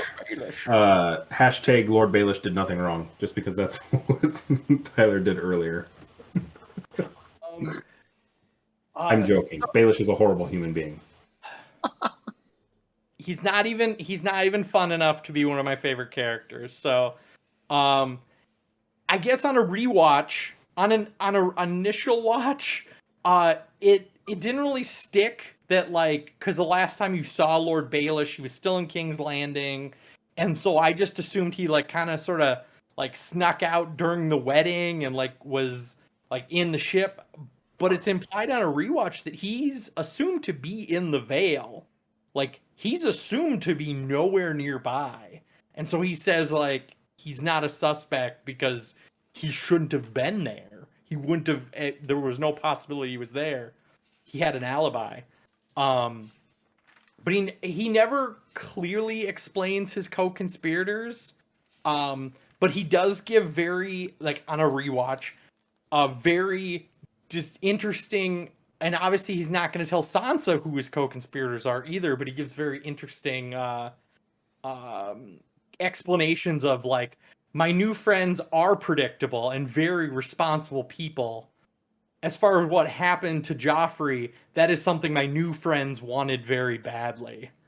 So I thought it was interesting that, he talks about them as his new friends. So he was playing the Game of Thrones.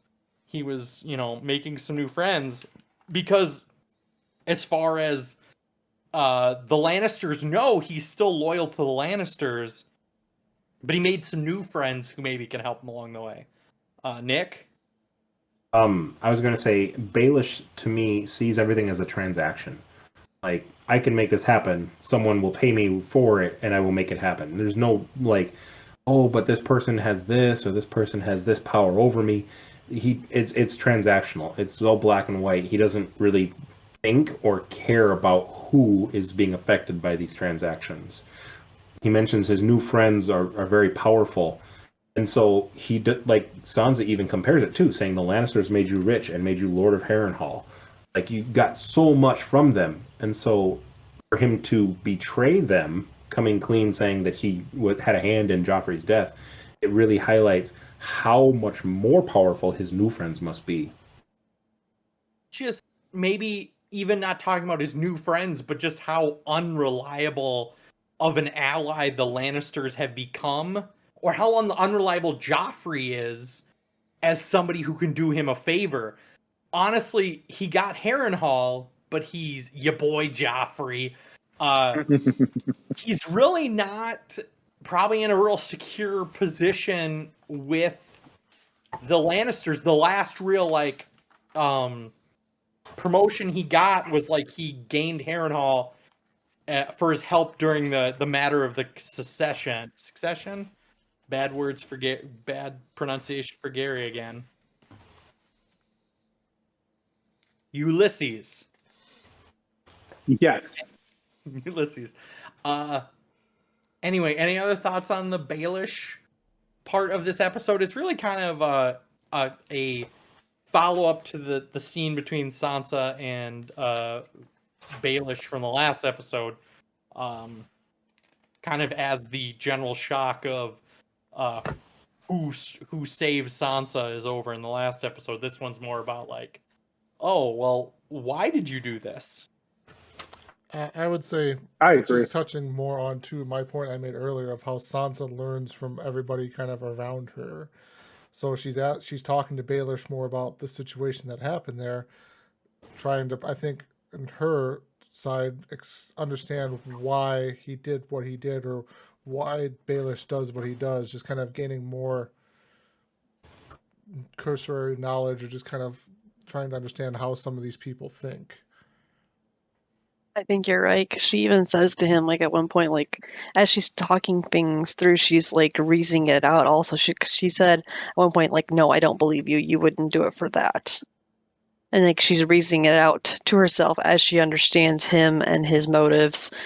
And then he even tells her at one point when she's like, well, what do you want? And he's like, I want everything.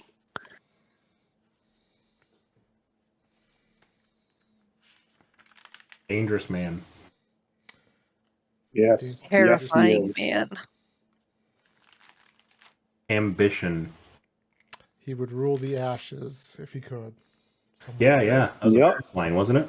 That was a Varys line. Yes, it was. Such good characters. Are we getting closer to the part of the episode that you want to take back over? Otherwise, I'll keep rolling. With the new Night's Watch. Well, I could do one really quick. Yeah. Okay. So I don't remember where my scene was, but it was towards the end, I want to say, of this episode. I don't know, maybe it was towards the beginning and I'm getting tired. But we're introduced to a young man in this episode from a small hamlet town who stays at the who's introduced to the Night's Watch. Oh. Okay. oh, yep, the little kid. Yeah. This is the same person I'm Ollie. talking about. He's Ollie. the best friend of the hero of the revolution. And again, so we're two things in that scene. We're introduced to, again, the crows, not the crows, the wildlings are causing havoc south of the Castle Black, trying to draw out the crows. But also, this young boy makes his way to Castle Black. And again, we talk about how there's no females in Castle Black; it's only men. This is also the only boy at Castle Black. And so, of that age, generally. And so it's interesting that I think that there's something there where he has a greater part to play. His whole family's slaughtered. And he could have just been this messenger boy who shows up and says hey to Jon Snow. But he's just kind of like hanging around. He doesn't just show up to Castle Black. He was actually sent there by the wildlings that attacked his village. Exactly. To give him a message, to say, we're here and we're going to attack the rest of the people south of the wall. And so he does have a purpose, but once he's there and he tells Jon Snow, because like Jon Snow's going to make some proclamation about having folks available or what's going on, the little boy is still there. And so I'm just curious, who is this little boy? Does he have some greater purpose or something? Yes. No I mean, spoilers. Yes. Yes. The Night's Watch, He what is are in they really later going to season. do? Send him back south of the wall where the wildlings are? Or send him to Mole's He's a Town? boy. He can't stay and fight. What's he supposed to do? Well, exactly. Like, where are they supposed to send him? no, though? definitely. But I mean, they... Go for it, Steven. I think you might be aiming to where I'm going. I'm playing No, down. I disagree with that. I believe he is a boy. He can fight. I mean, you want to take a different different road completely here. Imagine the Battle of Helm's Deep, where they are outfitting every small child with equipment that doesn't fit, and they're doing it because they need the manpower. And as a young boy, you can still fight. You have child soldiers all over the world, unfortunately, especially at this time, and they are in a grave and dire situation. They can't come out to fight the wildlings because they will get probably overrun. They need him. Why would you send away, even if it's not an able-bodied man, but an able-bodied soldier? I was playing devil's advocate, but I will cede my question to Steven's comment, because Ollie does throw out that he was the best archer in his Hamlet, and everybody laughs at him, but he does have some skill with a weapon. To Steven's point about Helm's Deep, I'll show you my Helm's Deep. And he does become a character who does have some more lines going forward, and some more. He does become battle hardened. He'd make some kills. So yeah. I don't know why Nick said that. Obviously, Nick has forgotten what the hell happens in this movie. So Nick is playing devil's advocate about this show. I completely forgot about him. He's a forgettable character. So whatever. I mean, the person who kills his dad is Ygritte. That was something I picked up on a rewatch too. Oh, that's interesting. Really? Yeah, I forgot about that. Because she shoots him with an arrow, doesn't she? Walking with his father, and he says he's the best archer in his Hamlet, and his father dies from Ygritte's arrow. His mother and he gets a good look at her too. He does. Interesting. We'll tuck that one away. Yeah. Put a pin in it. All right. Did you have more, Gary, or? I do have more. I was just trying to give Nick some time, because he loves to talk. Yes, I just noticed on the rewatch that the new trainee is the friend of the hero of the revolution, and on the initial watch, it's just like, gosh, this guy looks familiar. Sort of the other guy in the King's Watch who used to be the head of the City Watch, who just sort of moves. But like on a first watch, you're like, I don't know. He looks kind of familiar, but I don't remember where I've seen him before. But on the rewatch, you realize he's offered a holdfast for whoever can kill Jon Snow. That's why he ends up going to the Night's Watch, is because the hero of the revolution will give him a holdfast. For whoever kills Jon Snow. It's the hero's Roose father, Bolton. Roose Bolton. Roose Bolton. Because the hero has no power to do that. Senior hero of the revolution. Hero of the Revolution Senior. Boy Joffrey. Your boy Joffrey. Anyway, any other? Did anyone else catch that either on initial or a rewatch? Like, I didn't. I mean, I'll admit, I did not catch that the first. I don't remember what happens with that storyline. He's got a mole, but I don't know what's going to happen. Yeah, in one of my many rewatches, I picked up on that because it is a line that you have to kind of be paying attention for. The next time I had was that Brienne names the Valyrian steel blade Oathkeeper. And I guess on the initial watch and on the rewatch, I never quite understood the Jaime gives away the sword, because I would assume that it probably has like a lion pommel, like it's probably specially designed to fit Jaime's, sexy hands. So anyway, Tyler. So Jaime actually, if you listen to kind of what Jaime's saying in his speech of giving the sword to Brienne, I mean, yes, it is designed for the Lannister. It does have a lion head pommel on it. But he's saying the sword is made from ice. You were given, it should be used to protect Ned and Catelyn Stark's children there. He kind of says they don't know what happened to Arya. She's probably dead, but we should find Sansa and you should be the one to protect her since... I'm fuzzy on this part here. Did he say I swore an oath to protect the children, or you swore an oath to protect Catelyn Stark and her family. You, Brienne. Yeah. I think it was you. So it should be that this, the Stark family sword, what the reforged part of the Stark family sword should be used to protect the Stark family again.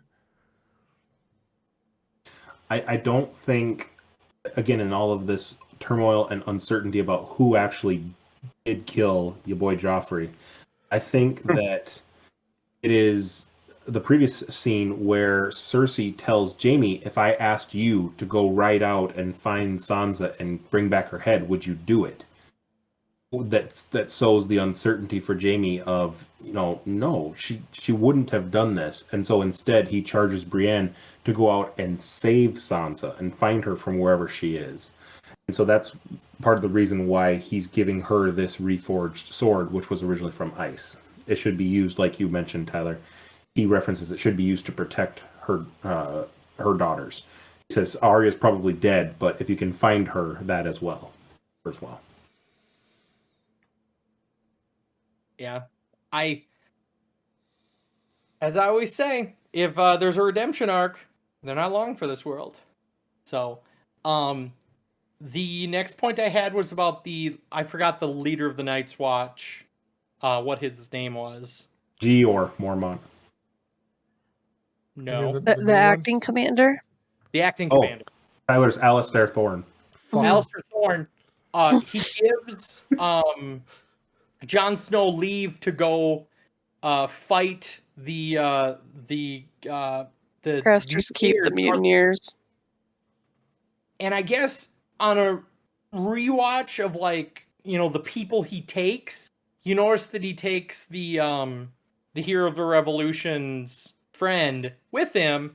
And do you think that he is allowed to go because forgot his name already. 30 seconds later. Alistair Thorne knows that he's gonna betray Jon, or is it just the fact that a recruit volunteered to help, and if you send a recruit out, the likelihood of success dwindles greatly, that not only will they die, but they probably will ruin the surprise just a little bit more. Nick? I think that was the actual comment too. Is I don't know his first name, but Slint, Janos. who was the original. What? Janos Slint. Janos Slint, who was the original Night's Watch, the original King's Guard leader, who's now at the Wall, who's the Iago in the commander. Who's like the Iago in Alistair Thorne's ear, telling him if you do send Jon Snow, he'll likely die at the hands of the mutineers at Craster's Keep, and you won't have to worry about him. So then when a recruit says, I'll go with him, I think that just sort of plays into their narrative. I don't think that they're in cahoots. Again, I don't remember what happens with Locke in the story, so I don't know.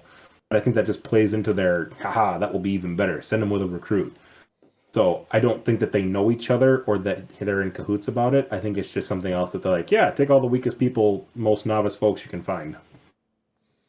Yeah, I think you got a bit of an Occam's razor going there. You have, instead of one hyper complex, plot going on, you just have two plots that happen to be going at the same time. Yeah. Anything else on that one with your razors? And then the last point I had is that you see the Night King and he turns a baby and gives the baby blue eyes. Like he's some sort of eugenist or something like that. Whoa, that took a very different path than I thought it would. I enjoyed the look on Steven's face where he's like, yeah, and then he's like, no. Sorry, I had to go dark. I'm not that person. I apologize. I've dug enough holes today. Tyler? I'm kind of wondering here, too, of so Craster has been sacrificing his male children, obviously, for quite a while. Is the baby that is sacrificed, is that just a standard white? Or I think they're called whites. The underlings are called whites. Or the others. Does he no, the others are technically the other White Walkers then. I think does the baby that's turned get turned into a commander White Walker type thing there? This was my exact question that I was going to pose to the group too, because it doesn't answer it, does it? Not exactly, I don't think. No. But sorry, Nick, go ahead. You're good. You're good. Finish your thought. I was always confused by it, but I think yes. I think it does transfer them because I think the whites are made Into when what? when they kill like a person and then bring them back to life. So you think it transfers them into a commander is what you're thinking? Yeah, but I have to wonder how many of the others Craster was single-handedly like populating here. Yeah, that was I would believe that if that's true, that those turn into the elites. Like Craster, Wait. like made all of the boss battles in later seasons. Single-handedly keeping that army supplied. I paused at that point because when you see the one walk up who touches the baby in the background, I had paused it and I counted how many others there are behind him, and there's 13.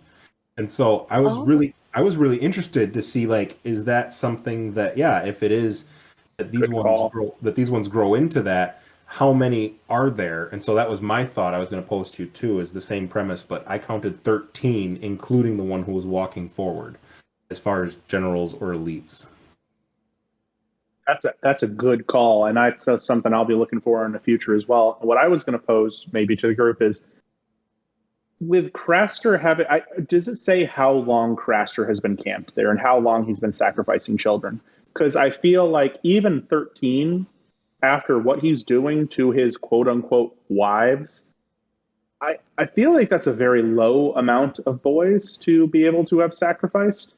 Mm-hmm. And I'm also just confused how they make the baby to elite commander jump. I mean, that's a promotion if you ever get one, but it's a little confusing to me, and it doesn't make a whole lot of sense to me. But again, I no idea myself. Yeah, do they become the others and then they have to grow into being, full-fledged adults, or is that something that maybe there's a deeper story there that at this point in the episode / story we just don't know yet? So interesting. Mm-hmm. My question was going to be really quick. Where do you think we are? Because it shows them like walk up to this huge like structure and ice place where there's like the Aurora Borealis and Northern Lights going on. And I was really trying to like decide, because I love locations, and trying to understand where we were in the world. Because Craster is north of the wall, but then the others have to be on the other side of Mance's party in the far north. Otherwise, they would have ran through them. But where they were seemed like this sort of ice palace place. It wasn't just this little monolith, sanctuary place with the 4 little pillars or whatever there were in the middle. It looked like, from a larger pulled back perspective, when the horse is walking closer, they're in front of some sort of gigantic, structure. So I was just curious, where do you propose we were in that situation? Elsa's abandoned castle. I have no idea where the hell we were. I had an answer to a much earlier question, which was the ages of the whites. And that is, let's assume that when Craster's children are there, he calls them Craster's daughters. So let's assume, bad math, he has one girl, and then you have 15, and then you say the next one, their daughters are 15, so let's say they're 30-ish about 15 years old for the babies that would have been stolen.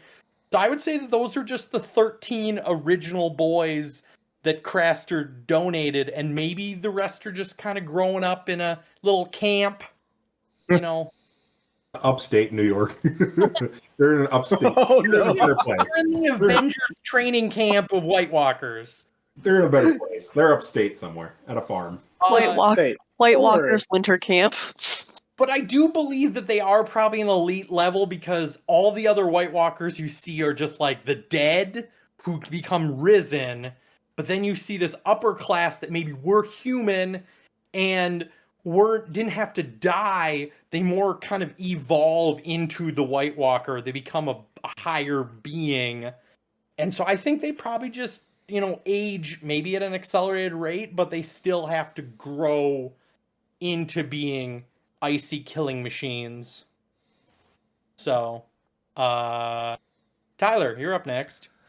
So you brought up a kind of an interesting point that I hadn't completely thought of there, Nick, of the fact that Craster's Keep is, I think they say, for some reason, 60 miles. 60 miles. Yeah, 60 miles north of the wall. 60 miles. So then beyond that is Mance's camp, or the ever-growing army of the wildlings there, basically. So the White Walker, which I'm assuming they mainly inhabit, and I don't know exactly what it's called off the top of my head right now, the area that's north of north, basically. It's like the Forever North or whatever. Lands of Neverwinter. Lands of Neverwinter, that's what it is. I'm assuming that's probably where they are, because that's the eternal wintry cold hell that basically they would probably occupy. So it's kind of curious, though, that the White Walker traveled from way up there through the army, basically, picked up the baby at Craster's, and went back there, basically, all kind of shortly, while the baby is still technically alive there. Devil's advocate, that might not be the same baby. That could be the baby you saw in season 1. What? Okay, okay. The baby from season 1 who's in transit. They have to probably go to the sea. Maybe there's an underground tunnel that the White Walkers use to get to the north. No. Season 1, what are you talking about, though?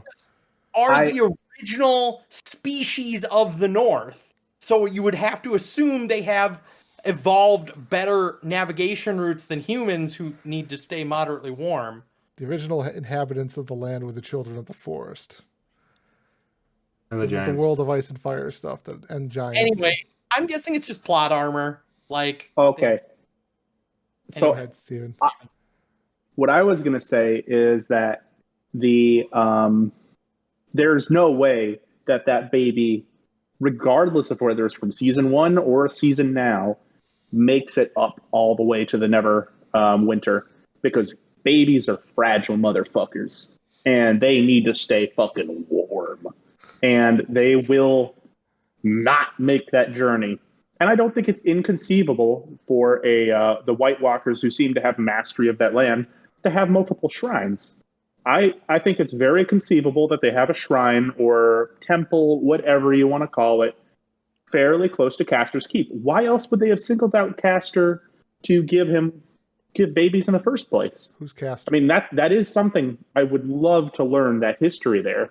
But they just go from the Neverwinter, travel several hundred miles down to Castor, like, hey, bro, you want to give us a baby? So, a couple things. First of all, yes, babies are super fragile, but again, this is a world with dragons and magic. So, grain of salt. I do like your idea, though. I do like your idea of that there are multiple special sanctuary places where this stuff could happen. Also, when you were talking about that, it made me think of how the Craster's wives, women, were saying feed the gods or praise the gods or whatever like that. So, they're bought in on this. What came first, the chicken or the egg? Were they sacrificing babies in the forest and the ones took them? Or were the ones around and they sacrificed to the gods and they started taking babies? We can get back to that. The one note that I originally raised my hand on, Gary, I got to give you props on this, because this was your comment that I was like, oh, light bulb.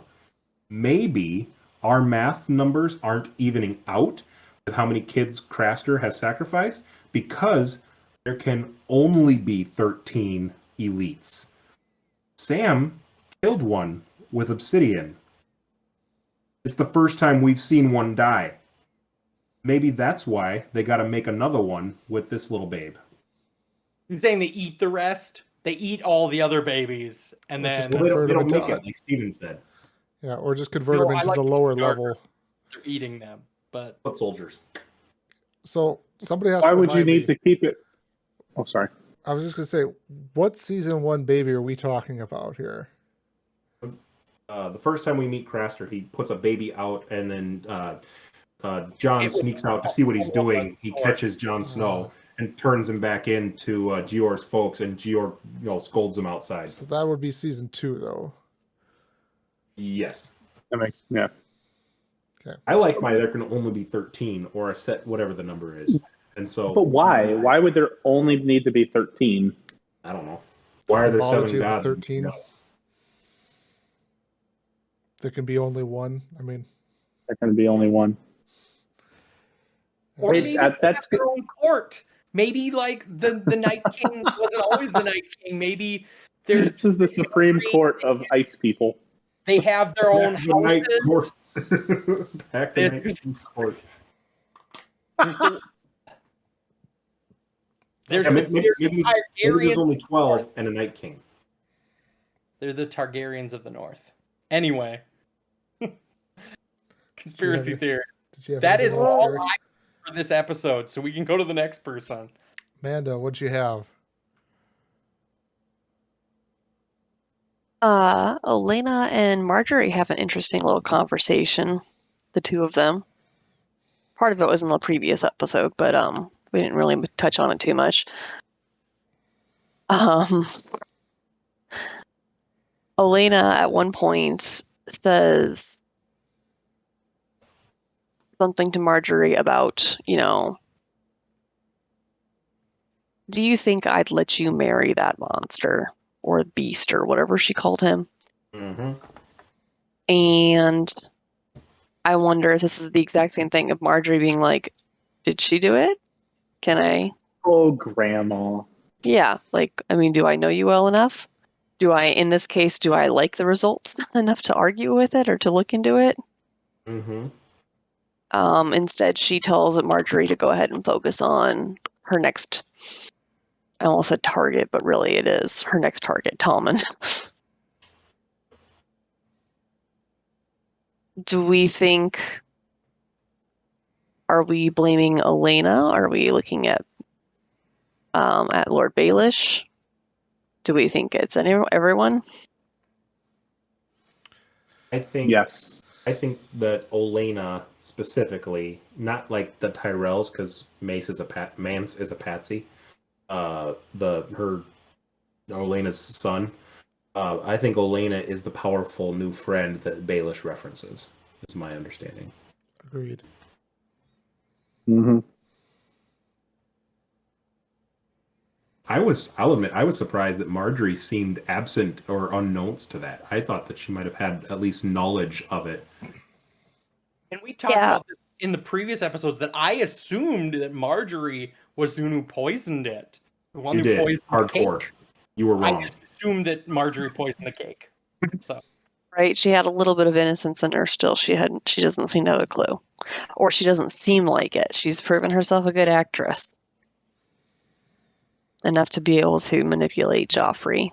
She's just going for the wrong guy. She should be going for Pod. Pod is the one for her. Pod for King. Pod for King. Pod is too sweet for Marjorie. Pod is no longer in the capital at the end of this episode, so Yes. Beware of fast women. Pod is too good for Marjorie. that was a good scene though. There's not, I feel like of good scenes of political espionage in King's Landing, any scene with those two characters is always good. That is true. That is very true. Unfortunately, I think at the end of this scene, she says she's going back to Highgarden, and it's secretly in my mind, I was like, I'm kind of sad because she is like the angry, bitter grandma character disappears from the show for a while, and I'm a little sad. We'd kind I of agree with you, though. Sorry. I'm just going to say that it's when the Queen of Thorns is in the show or when Tywin is in the show, you are going to have some clever, witty, I don't even know what to say because I'm not that clever or witty, but you're going to have high-level conversation. You're going to have spy thrillers. You're going to have diplomatic cunning. You're going to have just statescraft that actually makes you go, whoa, that was fun to watch, which is hard to do, and they deserve credit for it. That was my comment too, was just, she's the one person we've all commented before in previous episodes who seems like she could stand toe to toe with Tywin in a political debate. And yeah, it's just interesting to see there are few people who could challenge that. Maybe like Oberyn Martell, who has a little interaction in this episode as well with Tywin. And there's just some stuff there that's going on. But yeah, I think that Elena definitely brings everyone else up a level when she's in the show. Another fantastic actress. All right. Do you have anything else, Amanda? The only other thing was same thing with Marjorie again. She visits Tommen, gives him a little visit during the evening. And Tommen says something like, I'm not allowed to have visitors. She's like, oh, well, I'm not a visitor. I'm your bride. Ask Clever. Definitely planting the seeds early. Mm-hmm. She says this can be their secret. They'll have several secrets. And they bond over a little bit over his cats, Sir Pounce. Cute name, by the way. And Tommen does throw out there a little mention about how Joffrey had always threatened to kill the cat. So I think Tywin's words were probably also taken to heart. They were not. Tommen and Joffrey, not best buds. So that was actually be one of my points, was I was going to riff off of that area just to get to Sir Pounce. And something that I looked up on Sir Pounce, because I am an avid cat lover, and so I obviously looked into the history of Sir Pounce. Why wouldn't I? And one of the kind of ironic things is, Joffrey makes a lot of comments about killing cats and about skinning cats, shooting cats, all that sort of stuff. And it contrasts to the Starks in terms of, so Joffrey's technical, or real, I should say, sigil is a giant cat. And he's fine with killing all these cats. The Starks is the direwolf, and they get small little direwolves, which they're encouraged to kill, but they go ahead and take care of them. It's just a little bit of a difference between the two. Sorry, but read a lot into Sir Pounce. I know the history of Sir Pounce now, so you're all aware. I didn't know there was a history for Sir Pounce. That's There adorable, though. Is there fan fiction or is it actual history? After tonight, there will be, okay? It's a whole furries thing. You don't want to get The into. Adventures of Sir Pounce. That is a good point, though. That is their mascot is the lion. Sorry. Mascot. Mascot, whatever. Yeah, Sorry, sigil. Brenda. It is the lion, and he does make those comments about cats all the time. Very much at odds with how you would treat your sigil usually, whereas everyone else worships theirs. Except for the Tyrells. Like That's gross true. tongue. I Elena. love Elena's remarks about that. I don't remember when it was. A rose. Who's scared of a rose? Doesn't she have a comment too? Like she's like, I have a rose on my chamber pot, as if it made it smell any better. Yeah. Love her. Anything else, Amanda? Nope. All right. Steven, what do you got? I have just two comments. One of them is the departure of Podrick Payne and of Brienne. Podrick is just, it is a heartwarming scene. They bring him out. They're like, hey, you're going to be helping out Brienne. Give him Tyrion's axe from the Battle of Blackwater Bay. Yep. And you can see just the pride welling up in Pod as all this is happening. And Bronn at one point goes, well, go take care of your lady. And it's just like it's something you don't see a lot from Bronn, but this like brotherly, like, hey, yeah, go for it, man. You're doing great. Go for it. It's cool. I love that scene. It's fantastic. The second thing, and this was actually something I had to look up, talking about the 13, technically the one White Walker and his 13 or 12 ice clones, or however you want to call them. This is literature. We are watching a movie based on literature. Literature has many allusions in it, and I'm wondering if this what good literature has many allusions. Good literature, yes. If this could be a indirect, I mean, we've talked about crucifixion in the last one. We're now talking about this one guy and his 12 followers. Does that strike you as anything of? And that's, I was just looking at that. I was like, is this some kind of? Gary might be right. It might just be bunk. But if you have one White Walker and 12 followers of that White Walker, that seems like an intentional decision. Interesting. And there's no way, I don't think, as someone who's writing these books for so fucking long, George R.R. Martin, get your ass together. But anyways, as someone who's writing these for so long, it seems like a hard detail to miss and to not say, does this seem like... Yeah. I think that the story of the White Rockers is something about the numerology of how many are there. I go back to, I think, the end of season 1, where I counted the number of people in the background of the scene when Daenerys like jumps into the fire, and like the numerology of how many followers she had at that point was like 50, and the next season she has like 12 people following her. Like, it's just background characters. It doesn't matter. Like, they just are filling the background with people. Doesn't really have any significance, Tyler. So I want to say, maybe caution us to be a little careful about crediting this to George, because I don't actually think this scene is in the books, because to kind of explain a little bit too, this is another part where the books diverged from the show, or the show diverged from the books. There is actually no Night King, as we're calling him now in the show here. There is nothing called the Night King in the books. There's the Night's King, which is believed to kind of be part of the White Walkers, but he's not confirmed like our Night's King in the show is. So I don't know if the symbology is That's there fair. from the show showing the 12 or 13 people behind the guy or not, but it is a nice kind of symbolic thing for the show, because if it is 13 people, I would lean more towards the side of 13 being an unlucky number or a bad number, as we've kind of taken it on to mean here. I think I was going to comment on Gary's question about the number of people there at the end of season 1 when she's in the fire or comes out of the fire. Yes, there's a lot of people there because that was the first time that really she went into the fire, whereas in the start of season 2 they've been wandering the red wastes and people are dying from dehydration and food loss. So I think that's the discrepancy maybe in the numbers. Regardless of who scripted it, whether it was George R.R. Martin's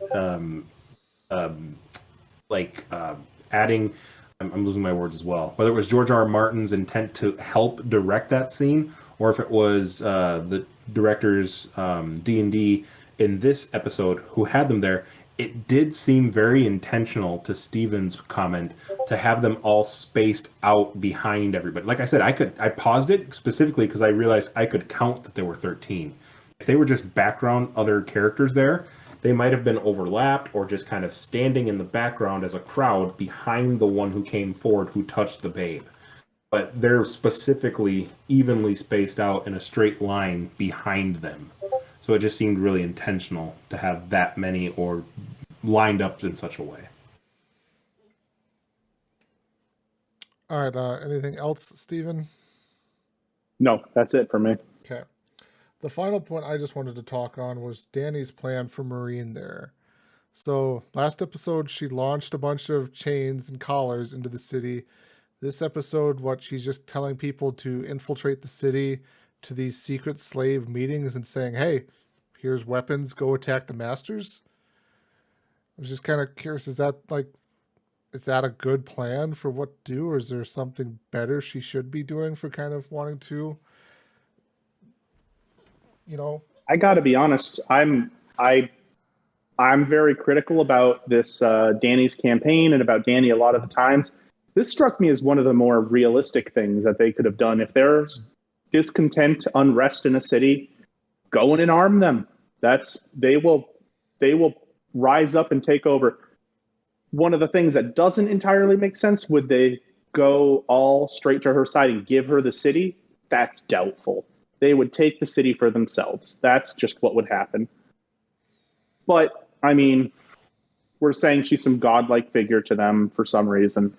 Maybe they do that, but this is actually one of the scenes that made a little bit more sense to me. You go in, arm the opposition, and they will do your work for you. I agree. All of the strong walls and people felt secured behind the big, powers of Marine. Yeah, if you want to, I don't like the contemporary lens that this easily paints for us.